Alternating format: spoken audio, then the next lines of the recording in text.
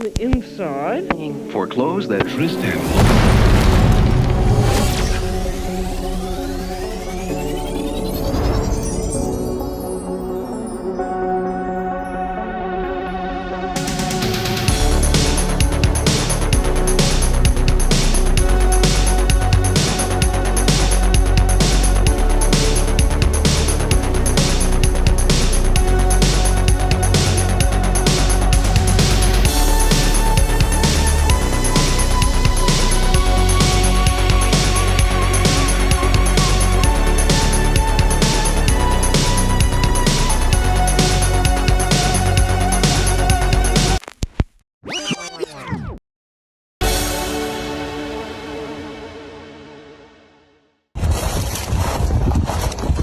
As an actual expert on wolf behavior, this is how you should handle this situation. Kick the first wolf in the chin, send it to the air, catch it, and throw it into the other wolves. Grab some dirt, put it in another wolf's face, suplex it into another wolf. Showing such dominance will cause the others to scatter. If you passed your driver's test on the first attempt, this will be easy for you.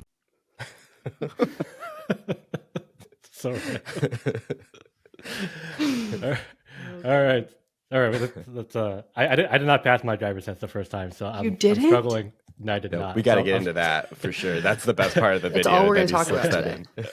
So I'm going to struggle like getting back into the show here, but I'm going to try my best. So welcome everyone to Money Me, the series that's going to turn your money woes into money woes. Give me money, money me, money now, me a money needing a lot now. All right. And since the show is about the cheddar and it's tax season, we thought our next guest being on the show was like combining peanut butter and chocolate. It just made sense. So we're excited to have Don Scott of Gratiam Consulting on the show. But before we jump into things, you know the drill. Be sure to subscribe to the channel so you don't miss out on any content, any more survival tips from random TikTok videos. But really content around helping you price your projects like a boss instead of the usual guessing the number, jelly beans in the jar approach. So yeah, Don, thanks for being on the show, bearing with us through the wolf survival tips, and we'll just go right into that. Do you have any thoughts on the cold open? And obviously, most importantly, did you pass your driver's test on the first try? I did pass my driver's test on the first try, and a funny driver's ed story. I'd never driven before my driver's ed test, and I warned my driver's ed test guy, I've never driven, and he didn't believe me. And so I buckled in. I put one foot on the gas and I put one foot on the brake because I'd never driven before. And he literally looked over and he was buckling his seatbelt. So I am happy to announce I got a 98 on my driver's test. That's amazing. Nice. Yeah, I was wondering if it was just like a fear-based. He's like, we're going to pass you and I'm going to go have lunch. But well done. And I grew up in Idaho, so I got my driver's license at 14 and a half. Oh, wow. Well, that makes a little more sense that you hadn't actually driven before. I think. I don't know. It's like I don't know. It's like Idaho. Growing up near farm communities, like it felt like everyone but me was on a farm and had been driving since they were like 7. That was not me, but that was like everyone around me. So never know. I feel like young folks in Idaho are probably driving stuff more frequently. They changed it a couple years after me. I like to think it didn't have anything to do with me, but it changed. I want to at least redeem myself real quickly. Like, you have explaining to do now, Hein. Like, she just showed up and got a 98. So I showed up to my driver's test. However, I showed up at the wrong time. So I thought they told me at a certain time. I came in at a time and it was after that. So they didn't let me get on the schedule that day. So I had to come back. I had to schedule a second time. So in reality, I passed my first time when I actually got behind the wheel. But I had you failed in like in a grander way, really, in that you just didn't even get to do the test. Yeah, I didn't even get to do the test. So technically it took me 2 tries. If I'm being honest, I think I passed on my first time only because I don't remember a second time. So I can't definitively say if the DMV is watching out there, they might fact check me, but I think I passed the first time. No idea if it was like by the skin of my teeth. So I can't say that I got a 98 definitively. It was probably knowing the rest of my academic adventures. I was like, how what do I have to was do to doing- not do this again? And I probably did like 1 point higher than that. That's my general approach. But That works. any more thoughts on wolves or driving tests or anything before we ask important questions? I actually saw another TikTok on wolves, and did you know that like weak ones and the old ones go in the front, and then like the really strong ones go right behind it, and then like I did mass not. It's like a tug of population? war Yeah, situation with like not the know that. strong guys on the back or something. Yeah, I didn't know that in like some of these like animal colonies that the like meerkats and things, like if there's like a hawk or something like that in the air, it's like the oldest, weakest one that can no longer reproduce. That sounds the alert and is like, "Hey, everybody, get in the hole!" While I'll be the scapegoat. But if you do that too often, like at some point, like you're gonna run out of these older meerkats that meet this criteria. That at some point, yeah, I don't know. It doesn't seem like a good long-term strategy, but it seems to be moving working on for them, from wolves and survival tips. Don, do you want to talk a little bit about your background, obviously what you do, and also just like your business in particular, the standard like bio kind of a thing, however you want to do that? Yeah. So I actually my mascot in college was a wolf, so maybe that's applicable. Let's just say like our research team just does not miss. We don't have one, but hypothetically they'd be great. Yeah, so my background, I'm a CPA. I have all the like real exciting firm life, major high net worth client, publicly traded experience. And what I found was I liked what I did, but it didn't have any real world like helping. Like I come from a long line of helpers, right? Like nurses, doctors, police people, like people who legitimately help people. And that's just not, I mean, I help you not cry and not go to jail, but that's the extent of my helping. And so I really wanted to get back to that small business, actually doing work that I could see was really helping people. And so we're celebrating 10 years this year. We focus on small businesses, people who really love what they do and they just need some sort of guidance. And so we really talk through the education. We want you to know why we're doing what we're doing so that you feel comfortable in all the choices that we make together. And it's cool. It's been really rewarding. That's awesome. And full disclosure, like we actually used Dawn, and this was just like this idea came up in a meeting that was actually her helping us. And I also think, Hein, like that's something like that's kind of in our DNA as well. Like it's like we're making you websites, like we come from like healthcare consulting and things where it's like we're talking to like people who literally save people's lives. So I think immediately we're like, we know what we do and we know what we don't do, but if we can be as helpful as we're able to be in our little neck of the woods, that's kind of a similar DNA, and I think probably why we get along. And you're like, not to shame accountants out there, but you're a lot of fun to work with relative to probably the stereotypical accountant situation. Yeah, and I think that I identified that pretty early in my classes. I was looking around. I was pretty aware, and one of my advisors actually pulled me aside and she's like, "Honey, I love you, but you have to sit for your exam." She's like, "No one will believe that you have the skills to do this unless you have those letters behind your name," which was good advice and well taken. I think there's always this thing that, again, it's part of what we do. It's like we take what the part that we do like extremely seriously, but like not a lot of other things. Like, it's like you need to know that what you're paying us for is like the most serious thing in our professional lives, and the rest of it, we could not suffer through it. Probably just have a few smiles, like you said. Some tax seasons, that's probably a tall task, but so far so good on our front. It's been just fun and helpful so far. Yeah. So as Matt said, like you do work with us and a number of other like creatives and those who like really kind of love the work that they do. We just want to ask, can you kind of explain the importance of financial management and how you've seen good financial management has benefited entrepreneurs, but particularly creative entrepreneurs like ourselves? Yeah, so I think one thing that a lot of entrepreneurs have in common, no matter what industry you're in, is we all want to have this outward like persona of I'm a small business owner, I'm so successful, everything is great. And so what I find that creates is people who don't have anyone to talk to in like a real sense. And so people will march down this path and they'll keep doing things that they know they shouldn't be doing because they don't necessarily know who to reach out to. And so if we can set someone up from the beginning and we can say, you know, have a separate bank account for your business and your personal life. Like first and foremost, that's really going to help you a lot, right? And then we'll say, you know, who can you talk to about these things? If you have a question about like, am I pricing this right? Am I deducting this right? Who do you have on your village that you can talk to? Because none of us can do this by ourselves. And so what I've found in terms of financial success is nobody knows all the answers to everything. So if you're an entrepreneur and you're listening and you're like, I have all of this figured out and I have all of this handled, like this is going to be really hard for you, right? Like not good. So find your tribe.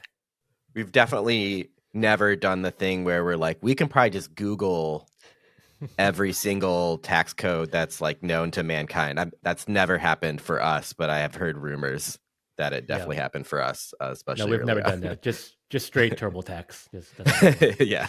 I had a client yesterday who's like, I got all the answers to prepare for this meeting from ChatGPT. He's like, so if something's really wrong, like blame ChatGPT. And I'm like, that's the beauty of ChatGPT is you're just sort of like, what do you mean blame ChatGPT? There's no one to blame there. Yeah, the IRS will just be like, we don't care, like not concerned with ChatGPT output. Anyway, right. But it's not tax code. I think that the part that you mentioned that resonated for me personally, at least, was like just not realizing how valuable it was to have someone to talk to about things. Like it's just so much faster. And like also knowing that person's going to then like do the filing. You're not just like getting advice and it's like, okay, I have to remember to apply this. I have to go find this for all these things. And where that resonates in like in terms of behind, especially on the like pricing kind of money me scenario is like, I could make a lot more money doing what I can do to get paid instead of being like a part-time accountant kind of a thing. That's a bad part-time accountant. So it's hard, I think, to rationalize that, like the entrepreneur stuff, because you're just so used to doing whatever comes up. But this is like the best one to not do, along with probably being a lawyer is also not recommended. Yeah, and I think it's scary too. And I mean, I find this when I'm seeking professionals, right? Like you go to somebody like me and they're like, I charge this much an hour. And usually that dollar number is really big and scary. But for me as a consumer, is that a 2-hour job or is that a 12-hour job? Because that's a really different budget, right? So finding somebody that is open about their pricing and, you know, those types of things also is going to relieve a lot of stress. But, you know, one thing I see a lot is I'll have clients call and they're like, I was out to drinks with my buddy and they said they do this, this, and this, and I want to do this, this, and this too. It's like, well, what do they have going on? And it's different than what you have going on. And so finding that person to where you're not following all these weird trails of drunk mania that I see, right? It's important to have somebody that explains to you why you're doing what you're doing to ensure that you're sticking on a path to get to where you want to be, wherever that is, because it's different for everybody. And ensuring that you're not in a judgment zone, right? Like I joke with people, I'm sure I've said it to you guys, like if you're scared of me, I'm no good to you. I'm not very scary, but my subject matter can be. Mm-hmm. I think everything that you're saying, it's funny because when we came up with this question originally, like we hadn't intended it for this path where it's going. And I think like so much about good financial management is the fact that like that transparency and being able to talk to someone who actually knows what they're doing. And I think that's kind of comes back to us too. Like you can build your own website just like you can do your own taxes or whatever, but maybe work with a professional because this is actually what they do for a living. And a lot of that's meeting them halfway there with that transparency and being willing to talk about like your unique situation and things like that. And it immediately made me think of, we came to you with like a question around like that R&D credit where everyone was talking about it. Like it's all it was so fetch.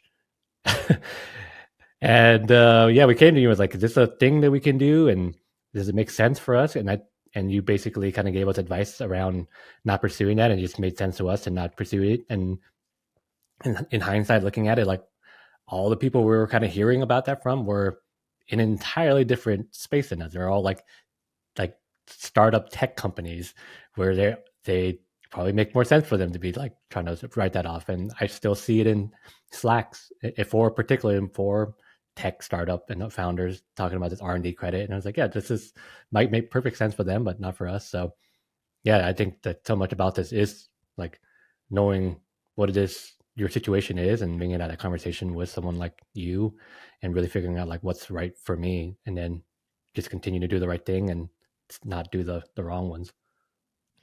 Yeah, I think that triage as well, maybe into like what should we be doing though, like freelancers or whatever. Like organization of things comes to mind for me, but like what are some like easy things that you recommend to freelancers, or maybe freelancers in particular? Because I think right away you said that have two bank accounts thing, and it seems I'm so fortunate to be far away from that era, but that era is a very real thing.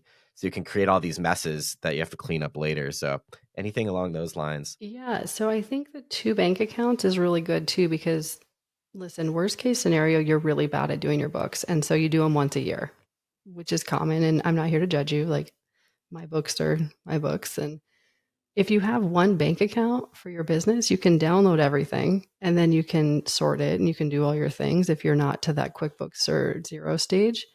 But if you're first having to go through and be like, that was drinks, that was personal, that was the, and you're adding that extra step, you're never going to get that done. And then what happens is you extend your return, the extension comes, and you're like, I can't do this. And now I can't remember because it's been a year, right? And so that snowballs into like all these crazy things. So separate those bank accounts and get a handle on what quarterly tax payments look like. Because what I find with my freelancers is nobody's withholding taxes for you. And those dollar figures get really big as your freelance business grows bigger. And then same idea, you get one giant tax bill and you're like, oh my God. And then the next year comes and you're like, I can't pay this bill too. And so then that kind of transpires into years of non-filing. I've had to, this past year alone, I had to work with the State Department to get a passport back for a client because it snowballs. And so it's not to be a fear-based thing, but understand that part of being a contractor and part of being a freelancer is paying into those quarterlies. So find someone who can help you figure out what the heck that even means. And that's going to set yourself up for not being so stressed, because if you mess up your taxes, the rest of your freelance stuff is in jeopardy. Yeah, your whole business. It always reminds me, like you mentioned, the fear-based thing. It's like there are people who don't go to the doctor, like not because anything's necessarily wrong, but it's like, if there's one place I'm going to find out that there's an issue, it's the doctor. So I'm just going to go ahead and assume everything's fine and keep going. I think people do that as well, because even if you don't know there's a problem, yeah, the person who will likely give you that news if the issue exists. So it's like, I think back to our point, it's like just having those conversations as early as you can afford to have them with someone, being like, because the other side of it is they can also tell you it's fine. And that's a huge relief.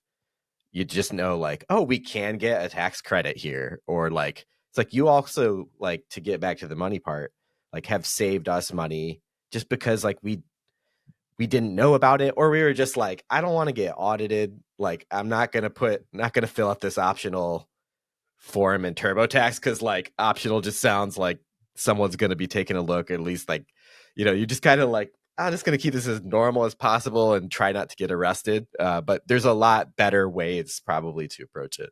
Absolutely. And I think also just that peace of mind. Like I know when there's things that are stacking up that I don't want to do, the longer I let them stack up, the more anxious I get. So having that done and off of your plate allows you to focus on what you're doing. It allows to focus on your passion, and it really does reward you tenfold if you can get rid of all the low-lying stuff. Yeah, absolutely. Yeah. I this next comment, I think fits in well with everything that we've just been talking about and goes into our next thing. But I think talking to you, like, I don't remember how this kind of came about. I don't know whether we were looking into it or if it was just like something that you had suggested to us. But we were initially like an LLC to start. Like I think probably like every creative or freelancers, it's like the simplest thing to do.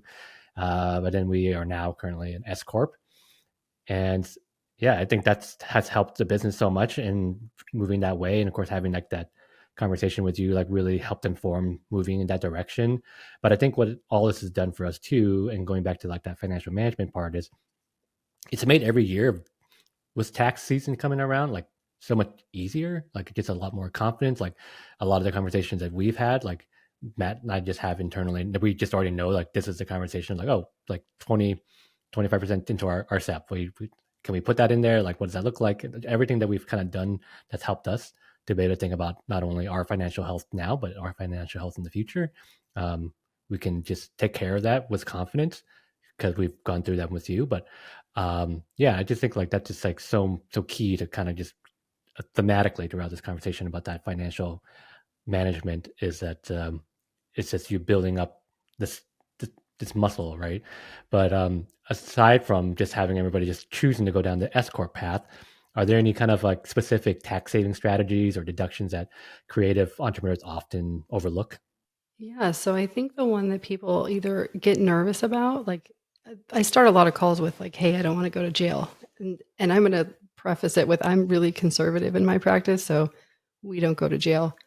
That should be your tagline. Right? We don't. Just Just like, oh, great, this is perfect. Yeah, but I think the home office deduction is one that a lot of people really either don't understand or they don't quite comprehend how it works, and so a lot of freelancers just leave it off, which is honestly leaving a lot of money kind of on the table. So we take the square footage of your home is a total, so apartment, your home, your wherever it is you live, and then we use what's called a dedicated office space. So the office space that you work at, sometimes that's your kitchen table, sometimes that's a back room, and really getting that percentage of the dedicated space versus the full space. And then we take that percentage and we apply it to all of your utilities, your rent, your all of those things, and then we can deduct that. And if that conversation sounds really overwhelming, there's also a standard simplified method which gives you $1,500. So that's one. And then, cell phone miles versus actuals. There's just a lot of people get nervous and then they take too much. And then, really at the end of the day, knowing that you can substantiate whatever you're taking is what's important. Yeah. I think the idea of like very realistically, especially that first time you can pay for that service, especially if you're like one freelancer, right? Like ours is a little more complicated now, but even this year, I remember before our meeting, like Hi and I were like, okay, like what do we need to talk to Dawn about? And it's like, we didn't change the way the business works or anything like dramatic this year. So it always felt like there were all these things to do, but really we were just like kind of getting our shit together with you those first couple of years. And now it's sort of like, oh yeah, like Hein already knew how to like figure our SEP contributions, and like we weren't like quadruple checking the math out of that like nervousness you mentioned. You're always just like, are you sure? Like, are you like totally sure we can do this? Because some of the good things feel like foreign if you haven't done them before, like, tax write-offs and things like that. Oh, there's this hilarious scene in like the show Schitt's Creek. I don't know if anyone's seen it, but he like comes home and his dad has a business and like he has all this new stuff and they're very poor. And he's like, how did you afford these? Like, these are all just write-offs. And he's like, what?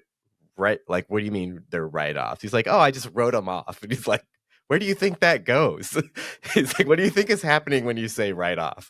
And I think that is very much how it feels. And there's two ways to do it. One is to be really scared about doing write-offs of any kind. The other one is like, oh, I can just write off like every conceivable. It was like blankets and stuff that has like nothing to do with anything. So yeah, I always just think of that scene, and it's very real though, especially when you're first starting. Yeah, it's like the Kramer as well. Right. Yeah. Kramer always seemed to be up on tax code. It's that kind Well, of a and that's personality. the judgment, the kind of culmination of your guys' education around this subject, I think is important. When I first start with somebody, especially a new freelancer, I try to encourage them to take like one part of it at a time, and we'll like this year we'll master this. And know that I'm watching out for all these other things, but for you and for your grasp of knowledge, like we're going to master this. So then next year we're going to build on that, and I'm going to explain this to you, and this is why we're doing this. And instead of like overwhelming somebody, because I can talk all day about things that most people don't care about, and that's not helpful. So really, from my seat, judging how much somebody can handle, because I've had people who are like, let's book 4 hours, and I'm like, by 30 minutes you're not going to want to talk about this anymore. So being realistic and just saying like, okay, we can do it in 4 hours total, but we're going to split it over X number of days because you're going to be exhausted, and then I'm just talking at you, and that's not good for anybody. Yeah, I think that's really true too. Kind of think about like our switch to the S corp, and I think we had maybe vaguely known that was probably what we should do, which kind of ties into all these like, but are we going to like completely change how how our business is described? Being kind of pretty sure, but like once we were able, I think you kind of led us through in that way, where it's like, okay, now is the right time to do the S corp. Like here's going to be the cost associated with it. Here's why you should do it. And it didn't feel like scary at all, even though I think doing that on our own Hein is sort of like, even if we did it and like jumped through the right hoops and stuff, I think it would have always been like at least 5% of me and be like 2 years later, like I hope we like filed all that stuff right and we're like now doing the S corp version of things and not just remembering how LLCs work type stuff. It's like I think it's like you think it would be fine, but it's still just like you said, peace of mind is just around this stuff is so important because one mistake can snowball into the next year and that kind of thing, blind spots in different areas. So to switch gears a little bit, what's kind of interesting, I think, to us about where you sit is like you do work with a lot of creatives, and most of our quote unquote normal episodes are just about pricing strategies. Like in the creative world, it's obviously like top of mind for everybody. But you have this kind of world where you've maybe seen freelancers grow up a little bit, either in like the amount of revenue or the amount of people they have or whatever it might be. Do you have any tips or tricks that you've learned from your own business, or just kind of like having this bird's eye view of creative businesses? Any lessons learned that they come in or like, we did this and it totally changed everything? Just interested to hear your perspective on that. Yeah, no, that's a good question. I think I'll speak to like my business and so I think when everyone starts out, we're all very nervous to price our services too high. And so I think what happens, at least initially, is we all price our services too low. And I think that most people can agree that when we get those lower price services where we know we're not charging what we should, that relationship is a lot different than if you were to have a relationship with a client that's paying appropriately and valuing your services. So what I do every year, and 10 years in, like I've had some years, right? Every year I kind of think of what my ideal client looks like. What services am I providing to my ideal client? What does it look like from a me cost perspective? And then as I've evolved, I have kids. And so I do a lot of analysis around like, if I'm spending my time doing this, I'm not spending my time with my family. And what does that look like? So I take that, and then I take that kind of based on the market, right? Like, where does the market leave? And there's always the value people who are like, if I do 7,000 of these, I'll make the money I want. And then you have the people who are like, if I have 4 people and I charge them like $1 billion, then I'll make the money I want, right? So determining where you want to be in that spectrum. Do you want to be like a mass production shop? Do you want to have the people necessary to be that? Or do you want to be I have 4 clients and I drive a Bentley? Like, where are we? So I've had to do a lot of soul searching and some changing over the years of what does my ideal client look like? What does their business look like? What does my involvement in their business look like? And where is their bandwidth for affording me? And so I think for me, the thing that was maybe the hardest to internally digest, because I'm the person who's like, I got this, I'll help you, it's fine, you can't pay me. And then like my mortgage company doesn't like that, right? So like I have to find something in the middle of that. So I've found my ideal client. I've determined where they can handle, and then the ability to know that not everyone's a good fit. That to me was a total game changer. And to emotionally get over the fact that I can't help everybody, and that's okay. Yeah. I love the knowing that I think a biggest one for us, or at least the one that's always the most memorable, is like knowing that you're not a good fit. And it might be because of who you are. I think there's two phases of that. One is like, this client sucks and I don't actually have to keep working with them because they're like reducing my opportunities elsewhere, or like just my own self existence, is is on the line and it's not worth whatever they're paying. But then there's the other part of it, which is like, not just getting rid of bad clients, but just knowing like, hey, we don't actually, like, we're kind of offering this place something we don't really want to do just because like it's an old client and or whatever. So there's that other thing too, and those can feel awkward in a different way of like, they are maybe good people, but their business is too small for what you do now, or something like that. And then it's a little bit, like, we're all still friends here, but like, we just don't have what you need, or we're going to have to charge you way more than makes sense. Those are a little bit different, but game changers, because you're people with a finite amount of time. It's important to remember that. Yeah, and I think in my industry, especially when you engage someone like me, I'm not usually what you expect to show up. Like I grew up wearing suits, and I grew up in high rises, and I grew up being very like posh and all those things, but that's not really how I roll anymore, unless I'm like doing court stuff. But just, God, I still have to wear suits. I try not to go. Ugh, well, it's not my favorite, but having that perspective of this is my ideal client, and knowing that your services are worth this. And if somebody pushes back, what I have found, if somebody pushes back on price, like first and foremost, that is not going to be a good client. The relationship is never going to get better from that day forward. And in 4 months or 4 years, you're going to wish you said no instead of saying yes. This is kind of very funny because it feels like I'm not one who believes in like fate or stuff like that, but it's hard sometimes where like things happen for a reason, kind of thing. And it's the fact that we're talking to you now, and like Matt and I were just recently talking pretty much this week and even yesterday up until this point, like that just being that little reminder of like you're not right for everyone, and kind of the idea that like, some of this is precipitated by like, when we don't get a customer that we are excited to and want to work with, like there's a personal aspect to it where it's like, like it sucks, like you take it personally in a bit, but at the same time, like, you know, we can't help everybody. Like we everybody who says yes to us, and we just are now back into that problem of now we're too cheap again. We got to go back to the drawing board.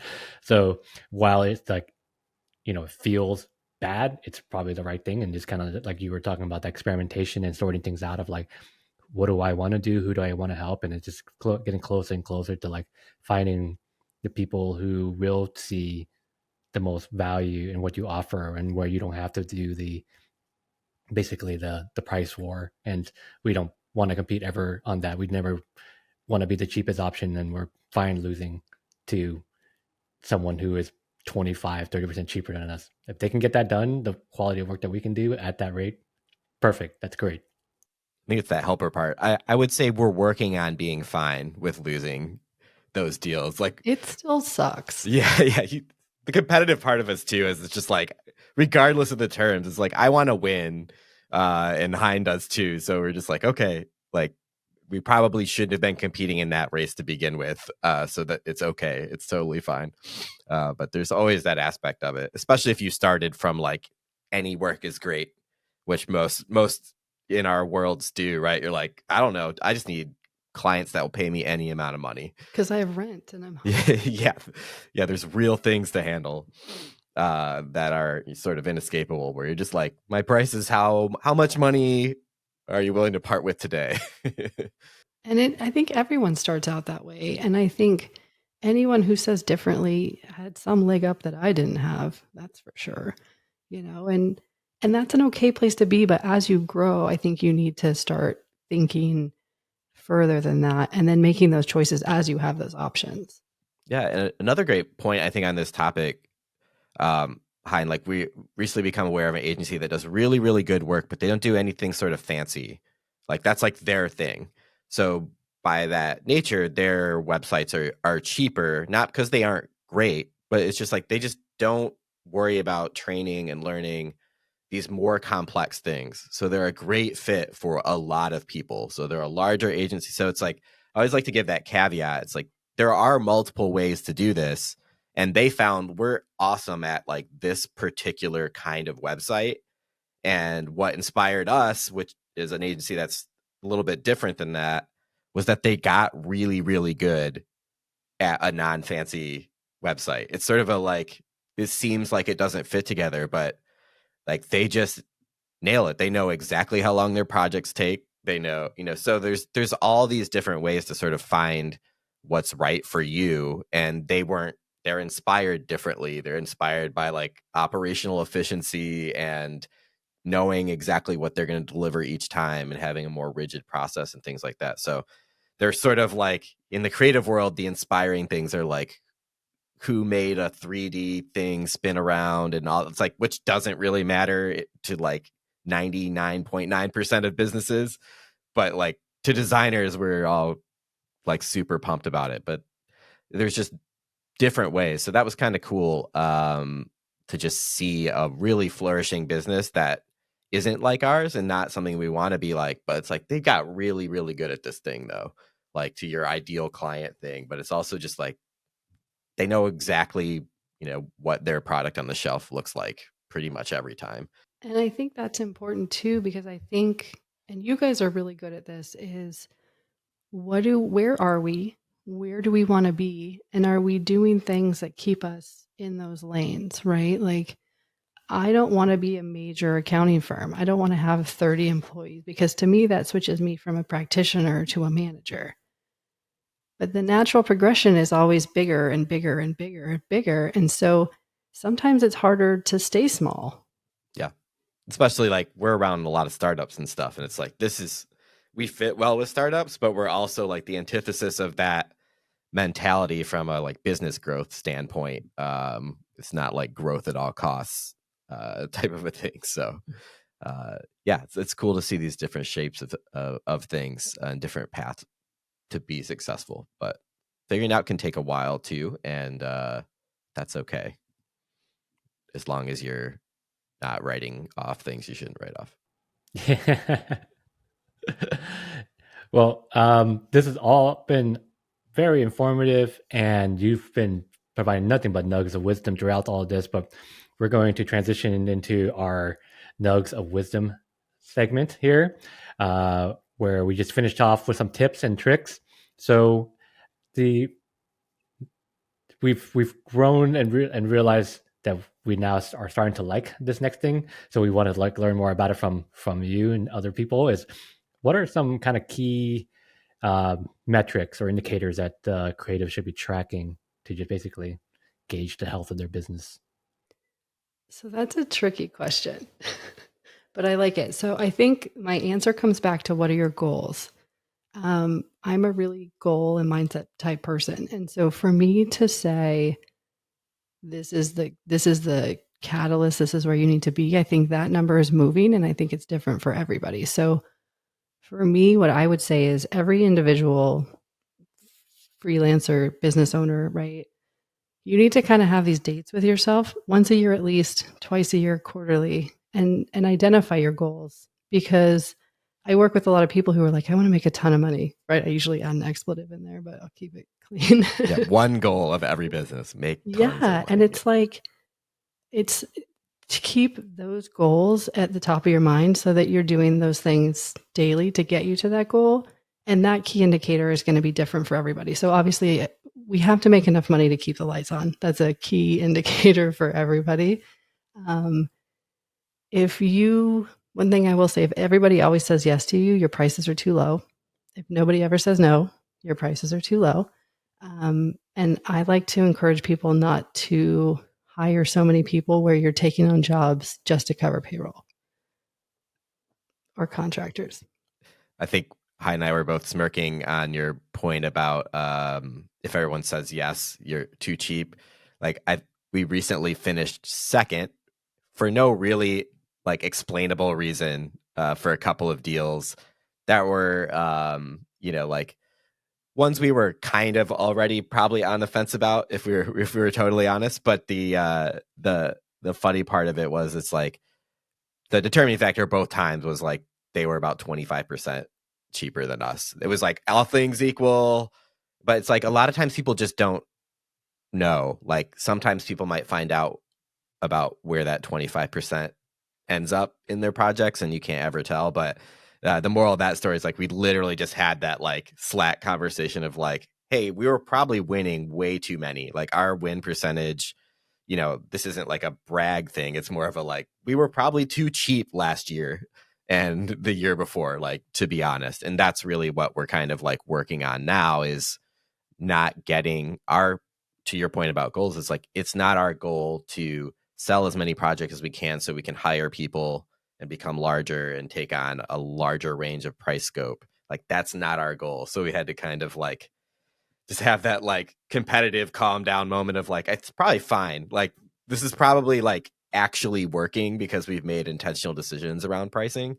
But we haven't built that muscle up yet to be like, oh, okay, like this is going to be fine. Like we still probably have a little bit of that. I don't want to speak for you, that a little bit of that like startup part of our business where we're like, we got to close like every one of these things. Yeah. So it's Always hard. be closing. Yeah. It takes years, I think, to like beat that like mentality out where you're like, oh, we should have just like sold it for less. It's like we have to hold the line to get to our goal on those pricing things. So doesn't mean it doesn't sting though. Another thing to consider is you have current clients who are paying those higher prices, and how would you justify to them that reduction? Yeah, that's right. That's right. Yeah, that's true. That didn't even think about it in that perspective. Yeah, that's a great way to think about it. But yeah, I think like the good thing about just having this constant reminder about it too, and just really thinking about what matters to us is then we can kind of like, maybe momentarily be in that moment of like, damn, we didn't get that one, but then immediately switch to like, okay, what do we get out of this? And always being able to get something out of it is what is valuable. And for us is, all right, there probably were maybe there were probably some like red flags or some issues that we could have noticed sooner. So maybe we could have saved ourselves at minimum the pitch. Like maybe we still would have done the discovery call, but we wouldn't have wasted the pitch time and the investment into that. So we would have at least saved back that time kind of thing. So there's I think just kind of always just being mindful of what's important to you as a business is always going to be good advice. I think what you said too, Hein, ties back to like Don, where you started of like, why would you hire an accountant or a professional to help you in kind of a handful of areas, right? Which is like, you could be making money doing what you do instead of like, it feels like your time is free. But like, if you are a small agency or a freelancer, it's like heightened with like, however many fewer chairs you have in your office is like, we hear the like, oh, I wear a lot of hats. And sometimes that can feel like a badge of honor, but it's like, it's not, you know what I mean? It's like, there's no way you're like good at all these things, or even if you like could be the world's greatest accountant, or if you're an accountant wants to make their own website and you're just like, you have all those requisite skills. Like, is that really like, you could sell a project and just pay somebody like half of what that project was paid or whatever to just take care of this stuff. And, it can be the hardest thing to do, especially as a small business. But, like even if you don't have leads, I think that's the other thing. And the creative side is you're like, oh, I don't have a project to work on right now. It's like, go sell one instead of doing your taxes. Like, yeah. Your bookkeeping is usually what I see is bookkeeping or virtual assistant are the first things people outsource. Yeah. Yeah. So it's like you can be and like go try to sell a project at like double the price, like with that time. Just that would be a better use of your time, and it might change your entire business. Just to be like, this is sort of an experiment. The goal is to find out how much I'm worth here. Like, I'm gonna just have this pocket where, and I think tying to some of our point about recently for us is like we've gotten better at figuring out what we're worth, but gets back again to a lot of things we've talked about, which is great. And like the ideal clients, like sometimes we're just actually not the fit, and we lose because we weren't the right fit. Well, and even like they could be really nice, and on a personal level, you can get along with them beautifully, and it just may not. Like I recently cut ties with a client because I was like, listen, I like you as a person. I think you're really nice. I cannot stand the way you run your business.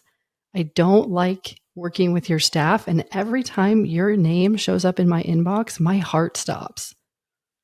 And I can't live like that. And then to make matters worse, it's a ripple effect. So you think about that. So like I get your email, I turn into kind of a punk, and then everyone around me feels that. So like you're not just ruining my day, like, because I'm a pretty cheery disposition kind of girl. But when I get your inbox, like I get your email, I'm like, oh. And then everyone around me is like, oh my God, it's done okay. And so like you have to think that the way those things affect you affect more than just you, especially if you have a team around you. So it's not encompassed just in you. It really does affect everything.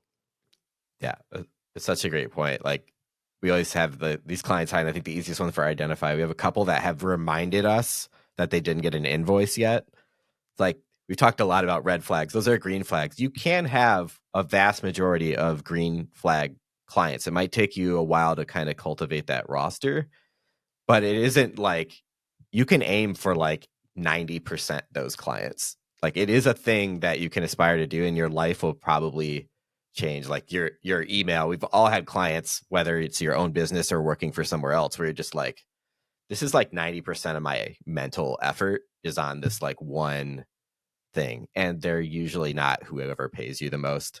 That just seems like a sort of worldly truth. I don't know why that's the case, but it definitely seems to work out that way most of the time. And just to close out, are there any things we haven't prompted or gotten to, like final tips to freelancers, small business, anything that we just like have missed in conversation that you can think of? I think it's important. And one thing I see, and I know this isn't financial, but it kind of is, like entrepreneurship and freelance is like sexy, right? Like everyone wants to be it, but it can be really lonely. And so what I find is people start working inside of a vacuum, and in your financial world, that's not a good vacuum to be in. So really reach out and really establish a community of like-minded people. It's going to make it so that a small problem doesn't turn into a big problem, whether that's your emotional health or that's your financial health.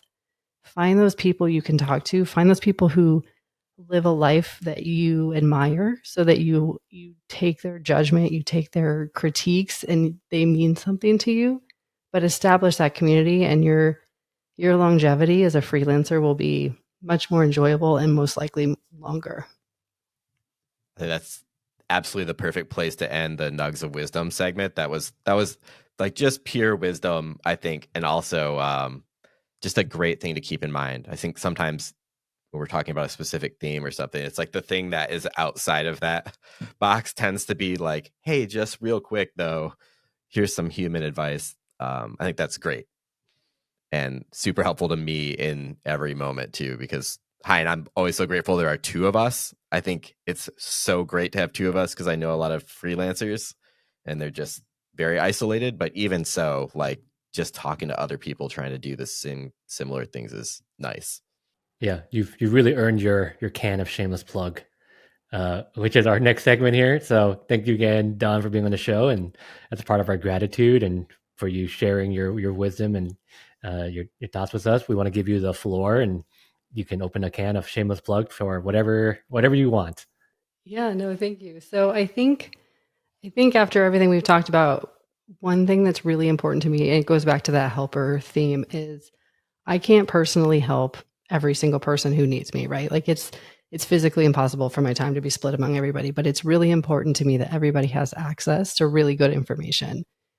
And what I find in my industry is you can call someone and it's like, well, section this and this and this of the IRS code and all this nonsense that we've all turned off. No one's going to hear anything left.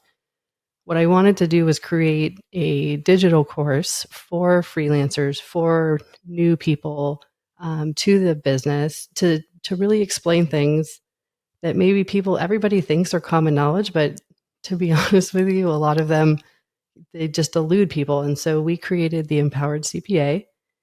We have a podcast, we have digital content, and we're working on creating small kind of cohort groups where entrepreneurs can go, they can get good information. It's affordable, it's readily available, and it's going to help you answer these questions. So if you're not quite ready to talk to me, whether that's a budgetary issue, you're scared of me still, whatever that roadblock is, this is going to be kind of a stepping stone to ensure that you have what you need to be successful, but you can do it in the comfort of your own home or coffee shop. Nice. And we will make sure to link to this so people can check it out, all the valuable things and resources that you offer. And of course, we'll put a link to your website so people can check you out. Now that you have one new open space because you're not dealing with a client that you don't like anymore. but with, oh, go ahead, Matt. I was just going to say the funniest thing about that is like when we were talking about having Dawn on, it's like I didn't have any real idea that course existed. It's just like she just has the exact perfect thing. It's like, because of course you do. It's just like no one will believe this statement, but it's just like I had to like laugh. I'm like, yeah, of course you actually have exactly what we wish had existed when we were like in that stage. So it's awesome that it exists, but it's just also super funny that we were like, we should just do a podcast episode. And you're like, oh yeah, I have the exact great helpful tool for this audience. So it's awesome when things work out like that. Yeah, it was like this was all magically planned, but that's right. Not. Well, with that, exactly. With that, everyone, we got another banger in the bucket. It was good enough to probably stave off some wolves. If you were trying to defend them, just play them this episode. And we want to thank Dawn Scott here again for sharing your insights and expertise with us on Money Me. Yeah, and before we go, just thanking everybody that does tune in for this. Hopefully it's really helpful tuning into our different channels, Flow State and Money Me. Your support means a lot to us. We have a lot of fun doing this, but it's even cooler when like more than our family members watch it. So thank you to all those people. Thank you to our family as well. But if you enjoyed today's episode, please don't forget to subscribe like right now, because you'll forget to do it later, like I do all the time with shows that are great. And staying updated on our latest conversations. We're just trying to tackle this pricing thing from as many angles as we can. And hopefully that's helpful to everybody. I know it would have been for us when we were starting out. So we'll be back with more premium content on design and pricing and business ops, all that good stuff. So again, subscribe and make sure you don't miss out on the next ones. Until the next time.